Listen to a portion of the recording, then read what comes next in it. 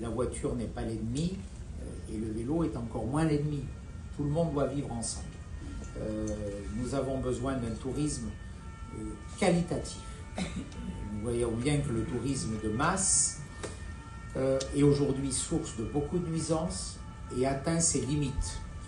Mais nous ne pouvons pas non plus fermer complètement nos portes à un tourisme sur la base de critères qui seraient un peu ségrégationnistes. Voilà. Donc, dans tout et dans la vie en général, je pense que l'équilibre est nécessaire et que nous avons des activités qui s'adressent à tous, qui vivent de tous les types de tourisme, qu'il y a sa place pour tout le monde, dans la mesure où on bannit les excès de tout niveau et de toute nature. Voilà, c'est cette politique qui nous animera, qui nous guidera, mais je crois que nous avons tous les ingrédients de la réussite.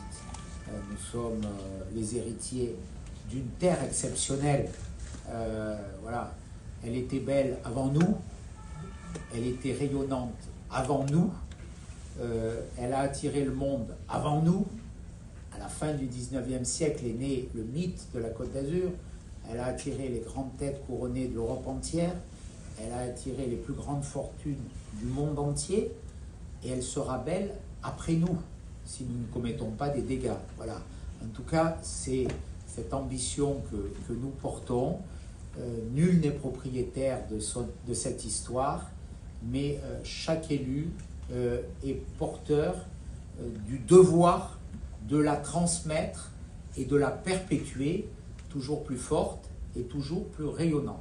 C'est ce devoir qui nous guidera, qui nous animera dans la concertation avec les professionnels.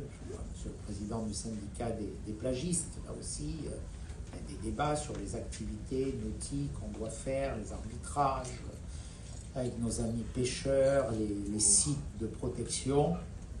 Nous avons la nécessité toujours d'avoir à l'esprit ce mot d'équilibre. En tout cas, merci d'être là. Merci aux acteurs qui prennent des risques de continuer à en prendre. Et si possible, encore plus fort, nous serons toujours à vos côtés. Je serai toujours à côté de ceux qui investissent, qui prennent des risques et qui ont des idées neuves, de l'ambition, du courage. Parce que dans ce pays, pour investir, il faut avoir du courage. Et c'est tout cela que nous accompagnerons avec Maître Denis Del Rio, avec Éric Marie, avec toute l'équipe municipale qui m'entoure. Et je salue Benoît Candel, je salue Marie-Autonne Perraigne, Valérie Bottilan-Franqui, Léa Benchaman, je salue Patricia Rosenthal, le bâtonnier Patrick Ledonne, qui lui est en charge que tout ce qui est fait soit bien fait, qu'on ne franchisse pas la ligne rouge, jamais.